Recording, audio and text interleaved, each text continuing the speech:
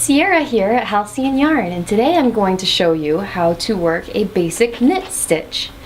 So, I have previously cast on it's 15 stitches that I have cast on. And I am going to show you actually how to work that first row after casting on, because I remember when I was first learning how to knit, it just looks different than the later rows that you come to.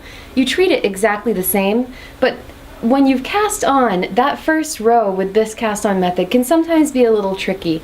If you watch my cast on video, you will get a little explanation as to why it can be tricky if you happen to cast on a little too tight.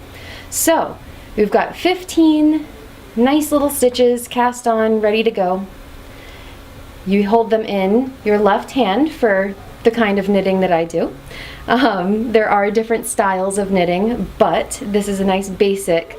Holding it in your left hand, you work one stitch at a time. You've got your working yarn coming off the tip of the needle. You know that you're ready to go into this stitch. So you take your empty needle, that first stitch there, you want to go into it from the front left and push it into the back. So you see how you've got this loop around your needle. You want it to go into that loop, into the back. And see when that opens up, it kind of opens the stitch. I usually will take the yarn in whatever fingers are comfortable and hold that taut for this first stitch.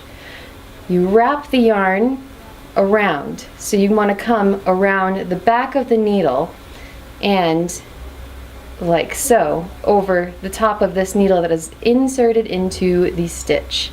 Then, after, I'm going to show you one more time, into the stitch, into the back, you take your yarn up and over, and then you use this needle to pull that stitch through.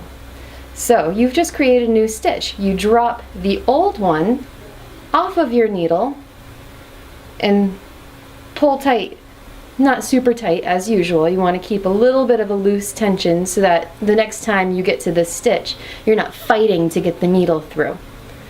So then you'll just repeat that same process across your row, like so.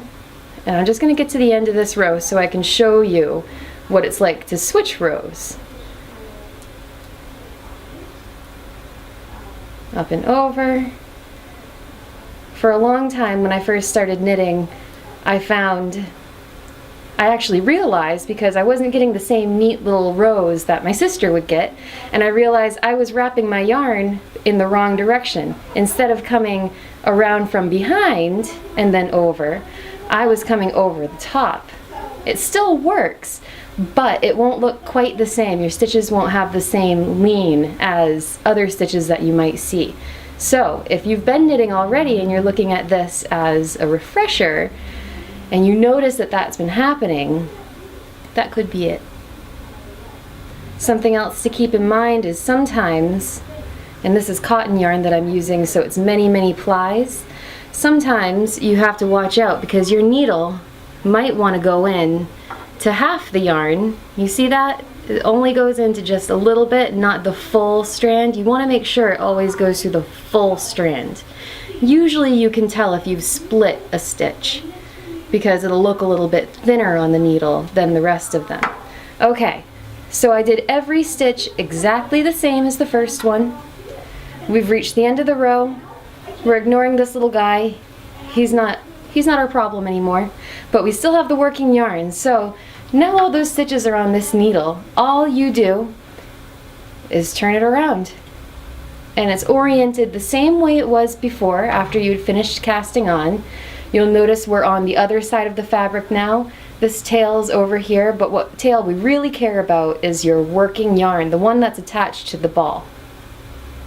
So then, same thing, but notice that these ones are going to be a little easier because they've got that foundation row in there. So again, front to back, up and over, take that, you drop that stitch off, and you created another stitch. And again, you just want to repeat that all the way across the row.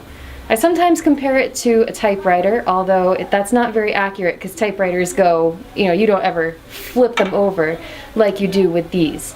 But that is how to create your basic knit stitch.